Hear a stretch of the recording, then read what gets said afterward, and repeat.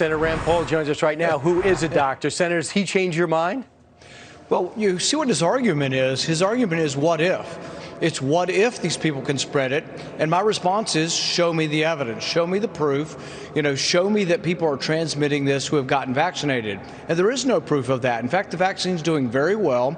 There's been almost no hospitalizations of someone who's been vaccinated. There's been almost no deaths, I think 0 deaths from people getting COVID after vaccination.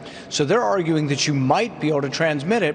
And all I'm saying is if you want me to wear a mask for 2 more years or 3 more years or for the rest of my life, why don't you show me evidence? Why shouldn't the burden be on the government to show us evidence that we are still somehow transmitting this? And you notice what he slipped in there at the end, which is the real truth. It's about civility.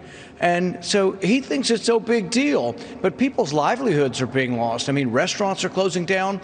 I don't know that it's being civil to have an empty booth between me and the next person. If it doesn't work, why are we doing it? Absolutely. When you see cities that shut down or states that get shut down, have worse numbers than the ones that are open, like Florida and Texas, you wonder what's really going on.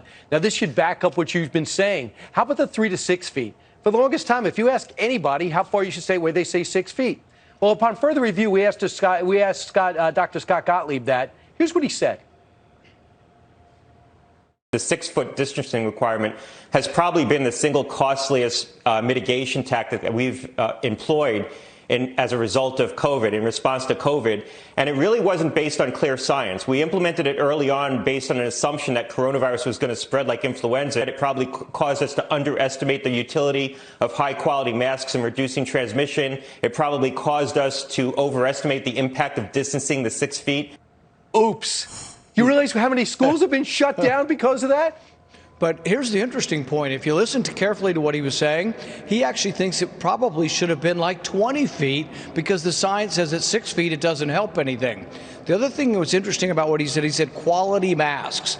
And everybody skips over this. Cloth masks don't work. The N95 masks work. You won't see a doctor in a hospital going into a COVID patient's room with a cloth mask because they don't want to get the disease. And yet half of the country's running around with Fauci wearing a bunch of cloth masks all over his face saying they work, when in reality he knows they don't work. And it's about civility, submission, and it's about having you do what you're told without thinking or questioning the state.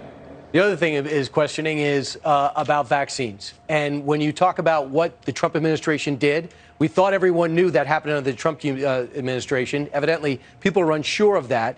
They also said that President Trump forgot to order more vaccines after he made the one.